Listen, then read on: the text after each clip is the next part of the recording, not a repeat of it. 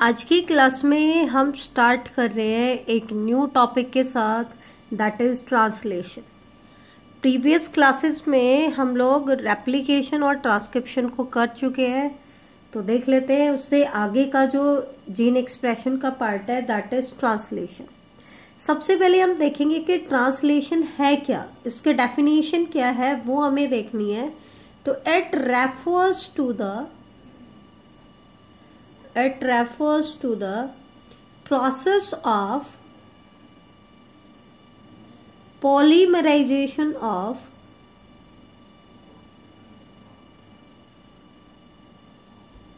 amino acids to form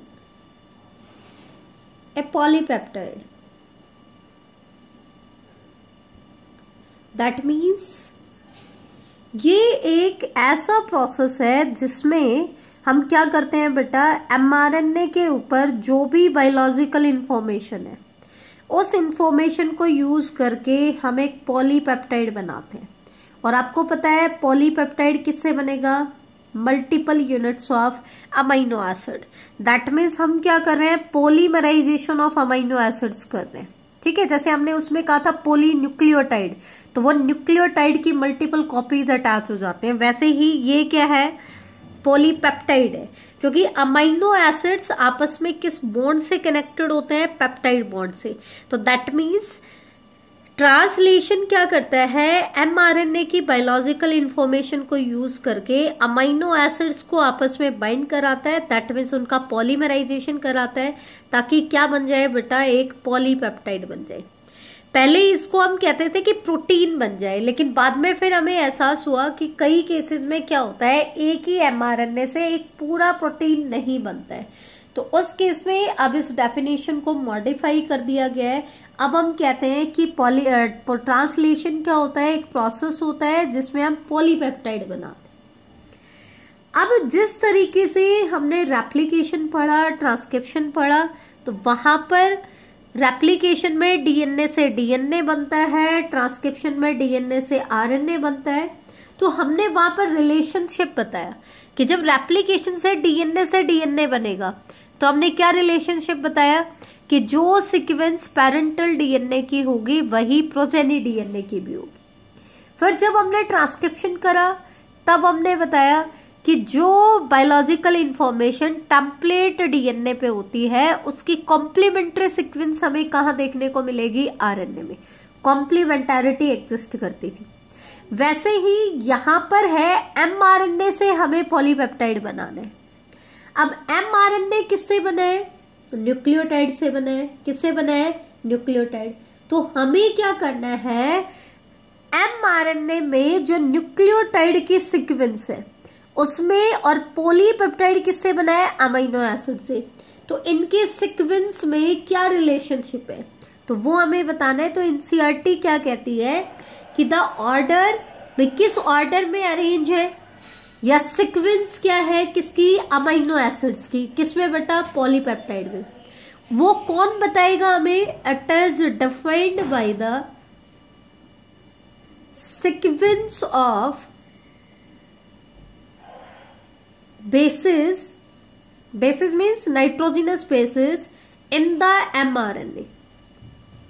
That means क्या है कि पॉलीपेप्टाइड में अमाइनो एसिड की क्या सीक्वेंस होगी और वो किस ऑर्डर में अरेंज होगी, ये हमें कौन बताएगा, एमआरएनए के अंदर जो नाइट्रोजिनस बेसिस की सीक्वेंस होगी, दैट मीन जो न्यूक्लियोटाइड की सीक्वेंस होगी वो हमें बताएगी कि पॉलीपेप्टाइड में अमाइनो एसिड की सीक्वेंस क्या होगी। लेकिन एक तरीके से सोच के देखो, एमआरएनए के पास ये इंफॉर्मेशन कहां से आई, एमआरएनए के पास ये इंफॉर्मेशन आई डीएनए से। कैसे, ट्रांसक्रिप्शन से। इसका मतलब जो बायोलॉजिकल इंफॉर्मेशन जिसको प्रोटीन बनाना था, वो इंफॉर्मेशन एक्चुअल में थी तो किसके पास, डीएनए के पास। लेकिन डायरेक्टली पॉलीपेप्टाइड बनाने के लिए वो इंफॉर्मेशन कौन दे रहा है, एमआरएनए। तो इसका मतलब क्या है कि sequence of amino acid, sequence of amino acids in polypeptide in polypeptide is dictated by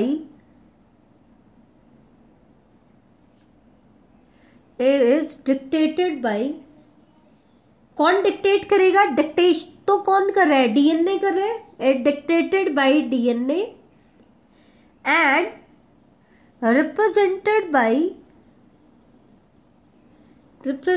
bye mRNA.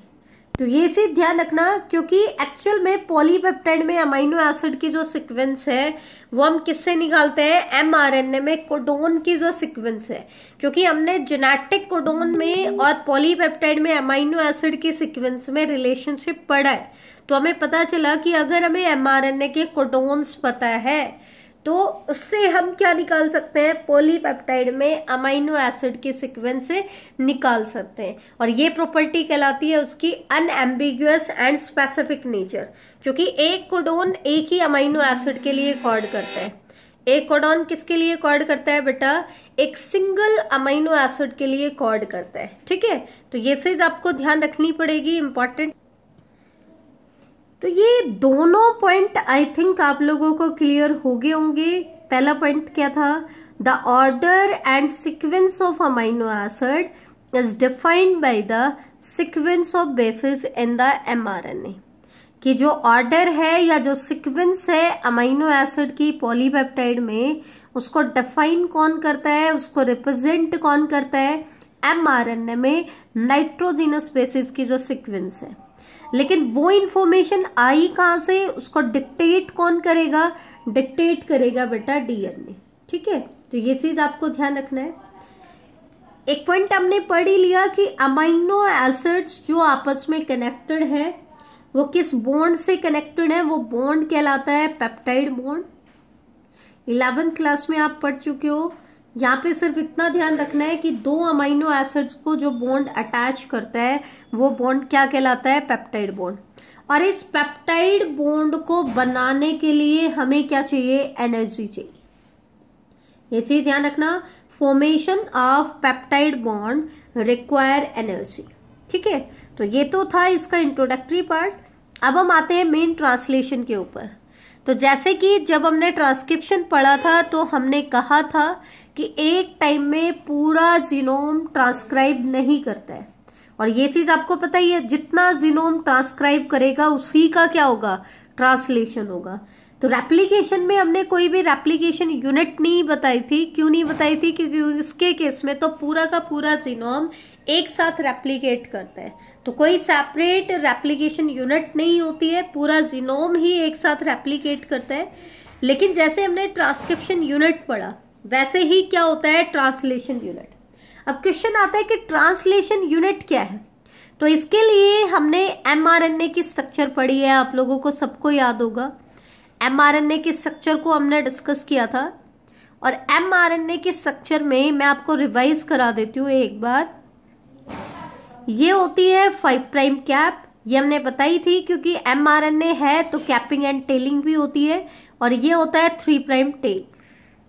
यहाँ पे होता है बेटा स्टार्ट कोडोन, और स्टार्ट कोडोन आपका कौन सा होता है? दैट मीन्स यहाँ पे कोडोन होता है AUG। स्टार्ट कोडोन एक ही होता है AUG, और यहाँ पे होता है बेटा टर्मिनेशन कोडोन, या स्टॉप कोडोन भी हम बोल देते हैं। Termination codon. टर्मिनेशन कोडोन क्या हो सकते हैं? या तो UAA कोडोन हो सकता है, या फिर UAG हो सकता है, या बेटा UGA हो सकता है। तीनों में से कोई भी कोडोन हो सकता है। अब पूरा का पूरा एमआरएनए तो ट्रांसलेशन यूनिट का काम करेगा नहीं। ट्रांसलेशन यूनिट का काम कौन सा एमआरएनए करेगा? जो स्टार्ट कोडोन से स्टार्ट हो रहा है और टर्मिनेशन कोडोन पे टर्मिनेट हो रहा है। दैट मीन्स एमआरएनए का सिर्फ इतना पार्ट किसका काम करेगा? ट्रांसलेशन यूनिट का। क्यों? क्योंकि स्टार्ट कोडोन से पहले और स्टॉप कोडोन के बाद वाली जो सीक्वेंस है वो तो ट्रांसलेट होती ही नहीं है। इसका मतलब वो तो ट्रांसलेशन यूनिट का हिस्सा नहीं है। तो दैट मीन्स इनके केस में ट्रांसलेशन यूनिट क्या होगी? It is the sequence of mRNA. ये वो एमआरएनए की सीक्वेंस होगी पूरा mRNA नहीं होगा, that is flanked by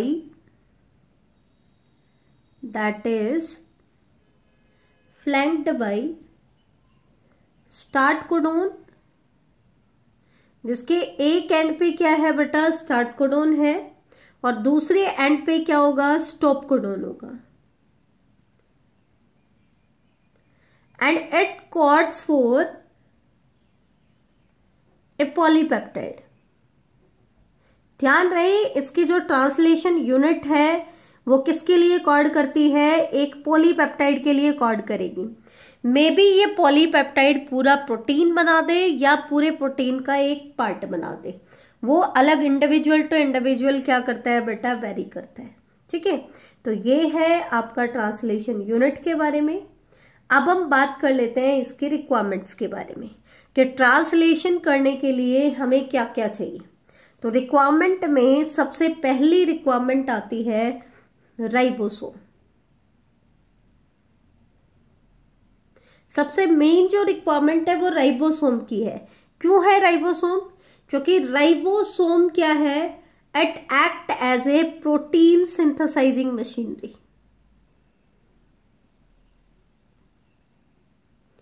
क्योंकि ये तो मेन प्रोटीन सिंथेसाइजिंग मशीनरी का काम कर रही है, प्रोटीन फैक्ट्री का काम कर रही है। ठीक है, ये एक सेल्यूलर फैक्ट्री है which is responsible for synthesizing protein,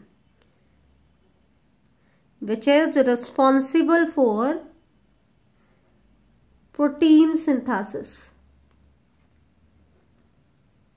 जो किसके लिए रिस्पॉन्सिबल है बेटा, प्रोटीन सिंथेसिस के लिए रिस्पॉन्सिबल है।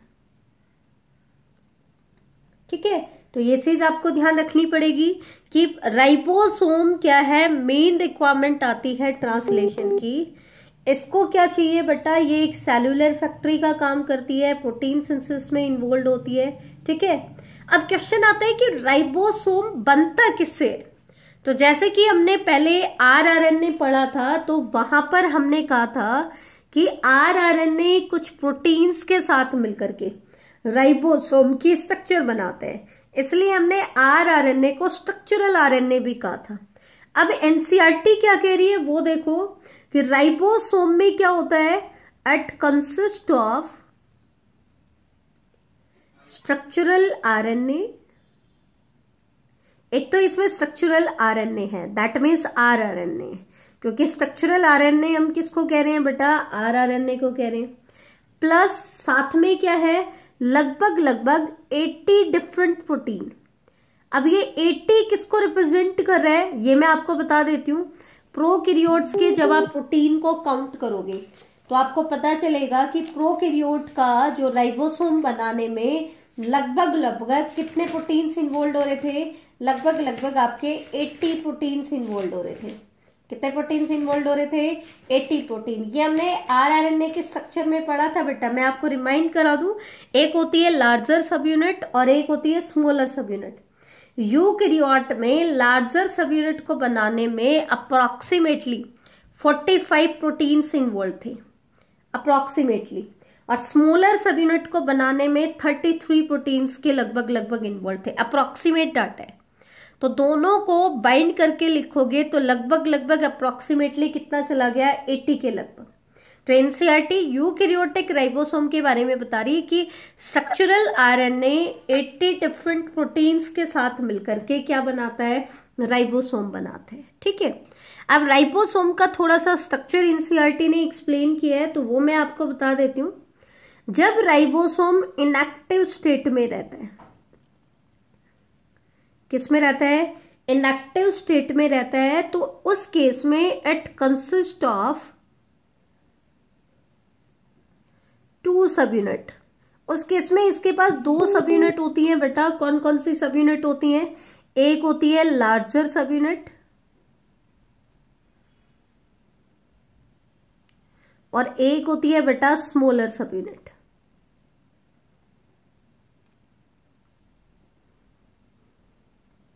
कौन कौन से सब यूनिट है, लार्जर सब यूनिट एंड स्मॉलर सब यूनिट। ठीक है, ये चीज आप 11th में सेल वाले चैप्टर में भी पढ़ के आए हो कि कोई भी जो राइबोसोम होता है उसमें 2 सब यूनिट होती हैं, एक होती है लार्जर सब यूनिट और एक होती है स्मॉलर सब यूनिट।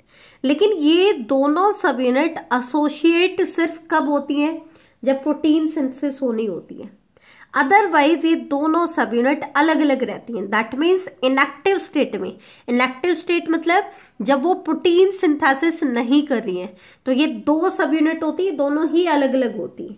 ठीक है, तो अब इस सब यूनिट को हम क्यों पढ़ रहे हैं, क्योंकि बेटा जो पॉलीपेप्टाइड बनाने के लिए जो हमें अमीनो एसिड चाहिए वो अमीनो एसिड राइबोसोम के ऊपर ही आकर के अटैच होंगे। तो पहले मैं आपको एनसीईआरटी करा रही हूं, बाद में डिटेल कराऊंगी, तो ध्यान से देखना कि इस राइबोसोम के ऊपर 2 साइट ऐसी हैं, 2 साइट है। एनसीईआरटी सिंपली लिख रही है कि 2 साइट है इन द लार्जर सब यूनिट। इसकी लार्जर सब यूनिट में 2 साइट है, किसके लिए, for subsequent amino acids to bind, subsequent amino acid to bind। लेकिन थोड़ा सा डिटेल के साथ कनेक्ट कर देती हूं आपको। वो 2 साइट कौन कौन सी हैं बेटा, एक तो होती है ए साइट और दूसरी होती है पी साइट। ये डिटेल में आगे मैं आपको डिस्कस करूंगी। ठीक है, पेप्टिडियल साइट है, अमीनो असाइल साइट है, तो ये चीज मैं आपको बाद में बताऊंगी, ए साइट और पी साइट। अभी सिर्फ आप ये ध्यान रखो, वैसे तो राइबोसोम पे 3 साइट होती है बेटा, ए, पी एंड ई, लेकिन अमीनो एसिड सिर्फ 2 साइट पे बाइंड कर सकता है, एक तो होती है ए साइट और दूसरी होती है पी साइट। लेकिन बेटा अमीनो एसिड तो 2 साइट पे बाइंड कर सकता है, लेकिन अगर हमें इन अमीनो एसिड्स के बीच में पेप्टाइड बॉन्ड बनाना है तो क्या होना चाहिए, ये दोनों सब यूनिट पास पास होनी चाहिए। ठीक है, तो these 2 site must be close enough, पास पास होनी चाहिए। क्यों होनी चाहिए पास पास, ताकि इनके ऊपर जो अमीनो एसिड्स हैं उनके बीच में क्या बन जाए, पेप्टाइड बॉन्ड बन जाए। ठीक है, ध्यान से देखना, राइबोसोम के ऊपर 2 साइट ऐसी हैं जो प्रोटीन फॉर्मेशन में इन्वॉल्व होती हैं, और वो 2 साइट कौन कौन सी हैं, एक तो होती है ए साइट एंड एक दूसरी होती है बेटा पी साइट। अगर हमें ट्रांसलेशन करना है तो उसके लिए हमें अमीनो एसिड्स को बाइंड कराना पड़ेगा, और अमीनो एसिड को बाइंड कराने के लिए पेप्टाइड बॉन्ड चाहिए। क्या चाहिए, पेप्टाइड बॉन्ड। तो इनके बीच में पेप्टाइड बॉन्ड अगर हमें बनाना है तो ये दोनों साइट बिल्कुल पास पास होनी चाहिए, ताकि इन अमीनो एसिड्स के बीच में क्या बन जाए, पेप्टाइड बॉन्ड बन जाए। ठीक है, तो ये तो था थोड़ा बहुत पार्ट राइबोसोम के स्ट्रक्चर के बारे में। अब हम बात कर लेते हैं राइबोसोम के फंक्शन के बारे में, कि राइबोसोम का रोल क्या है। राइबोसोम फंक्शन,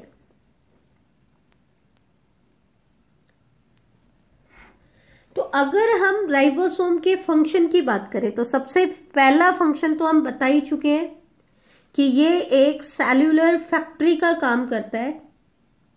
किसके लिए, प्रोटीन सिंथेसिस के लिए, फॉर प्रोटीन सिंथेसिस। तो एक तो ये फंक्शन हो जाता है इसका। इसके अलावा बेटा हमने जब राइबोसोम की स्ट्रक्चर पढ़ी थी, मतलब आरआरएनए, टीआरएनए और एमआरएनए जब हमने पढ़े थे, तो सिर्फ ट्रांसलेशन का रोल की अगर मैं बात करूं तो राइबोसोम के आरआरएनए वाला जो पार्ट है उसमें हमने कहा था कि 23S आरआरएनए वो राइबोजाइम की तरह बिहेव करता है। 23S आरआरएनए ये कैटालिटिक रोल प्ले करता है। कैसे कैटालिटिक रोल प्ले करता है, ये एक कैटलिस्ट का काम करेगा, और किस एंजाइम का काम करेगा, for the formation of peptide bond. इसलिए इसका फंक्शन हम यहाँ पे पढ़ रहे हैं, क्योंकि हम ट्रांसलेशन पढ़ रहे हैं, और ट्रांसलेशन करने के लिए अमीनो एसिड्स के बीच में पेप्टाइड बॉन्ड बनाना पड़ेगा।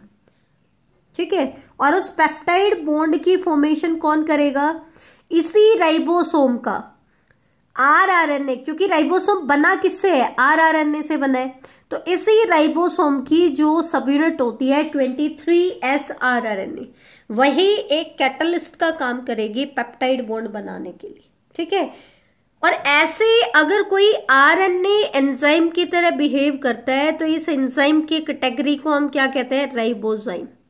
राइबो का मतलब होता है बेटा आरएनए और जाइम मतलब एंजाइम, कि राइबोजाइम एक एंजाइम की तरह बिहेव कर रहे हैं। तो ये दो इंपॉर्टेंट रोल होते हैं राइबोसोम के ट्रांसलेशन के अंदर। पहला इंपॉर्टेंट फंक्शन आया कि सेलुलर फैक्ट्री का काम करेगा, ये वो साइट है जहां पे प्रोटीन सिंथेसिस होनी है, ठीक है। दूसरा, प्रोटीन सिंथेसिस करने के लिए अमीनो एसिड के बीच में पेप्टाइड बॉन्ड बनाना है, तो उसमें भी राइबोसोम ही काम आता है। इसके जो 23S rRNA सब यूनिट है वो कैटालिटिक रोल प्ले करती है। कैसा रोल प्ले करती है, कैटालिटिक रोल।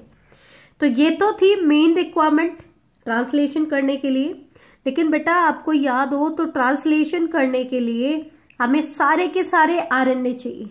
आरआरएनए तो हमें राइबोसोम बनाने में काम आ गया, इसके अलावा हमें एमआरएनए भी चाहिए और हमें टीआरएनए भी चाहिए।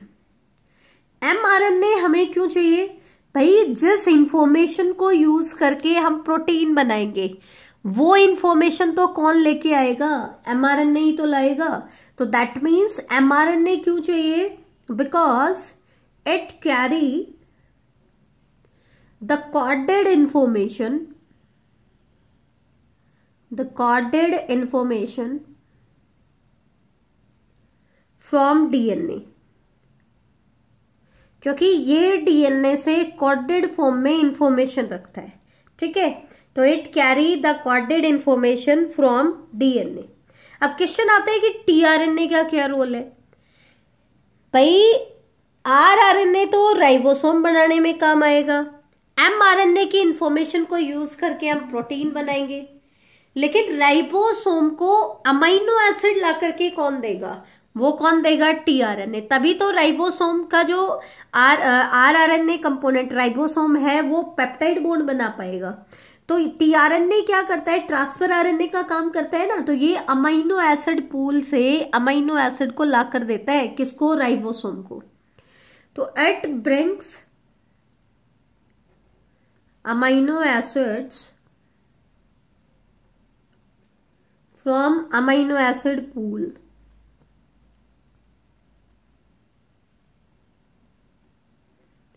It brings amino acids from amino acid pool। तो ये आपकी रिक्वायरमेंट कंप्लीट हो जाती है।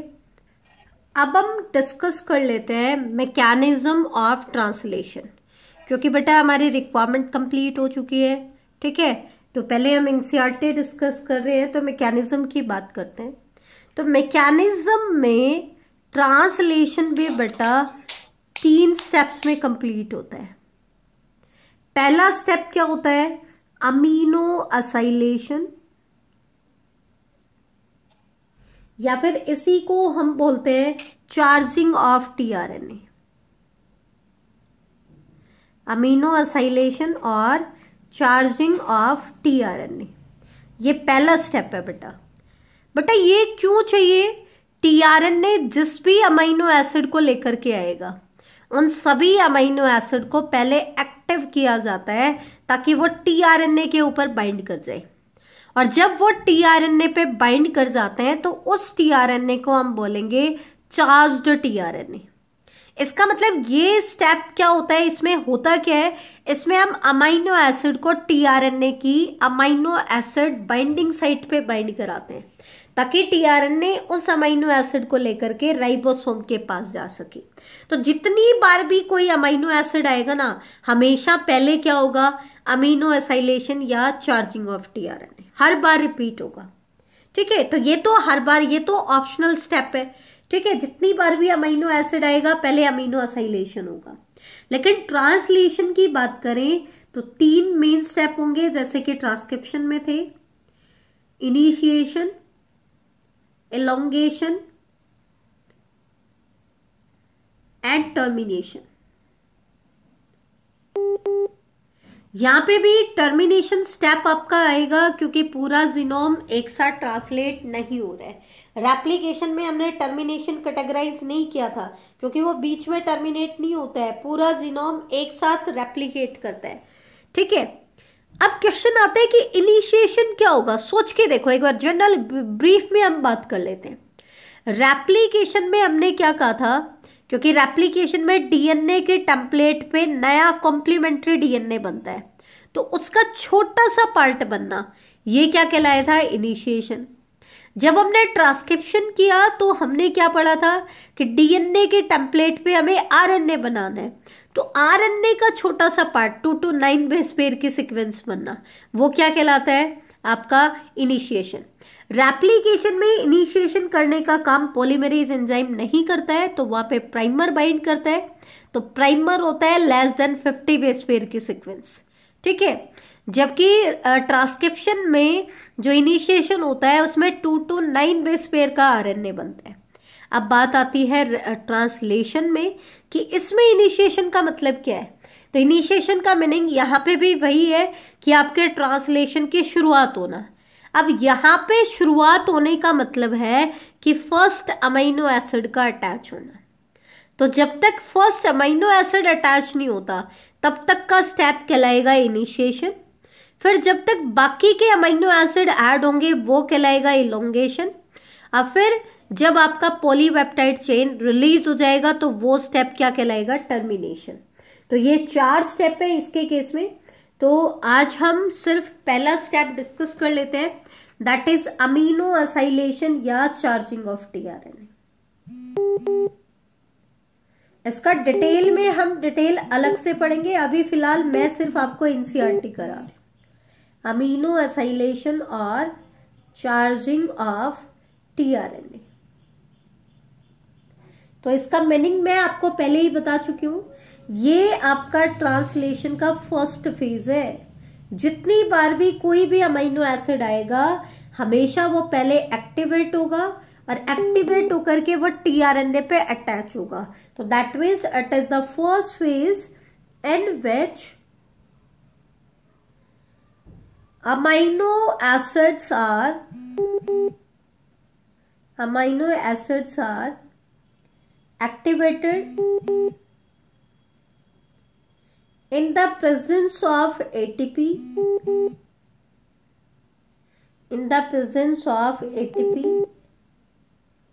and linked to their cognate tRNA।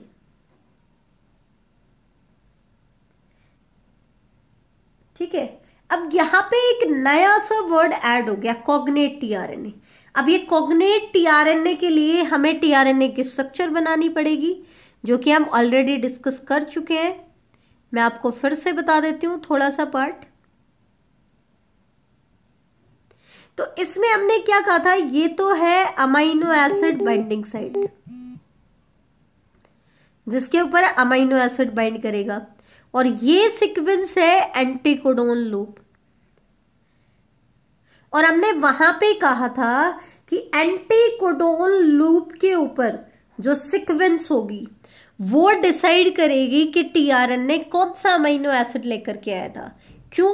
क्योंकि हमने वहां पे रिप्रेजेंट किया था कि एमआरएनए की कोडोन की जो सीक्वेंस होती है, तो जिस कोडोन की कॉम्प्लीमेंट्री सीक्वेंस एंटीकोडोन लूप पे होगी, वो कोडोन जिस अमीनो एसिड के लिए कोड करता है वो अमीनो एसिड इसकी इस साइट पे बाइंड करेगा।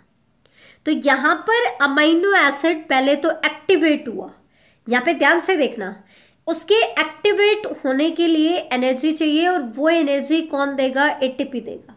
ठीक है, पहला पॉइंट तो ये क्लियर होना चाहिए कि इस एक्टिवेशन में क्या चाहिए, एनर्जी चाहिए। एनर्जी डिराइव्ड प्रोसेस है, एटीपी चाहिए होती है, और एटीपी लेने के बाद वो अमीनो एसिड अपनी अमीनो एसिड की अमीनो एसिड बाइंडिंग साइट पे क्या हो जाएगा, अटैच। लेकिन किस टीआरएनए की अमीनो एसिड बाइंडिंग साइट पे, जिसके कोडोन की कॉम्प्लीमेंट्री सीक्वेंस उसके टीआरएनए के एंटीकोडोन लूप पे हो। तो ऐसे टीआरएनए को हम कहते हैं कॉग्नेट टीआरएनए।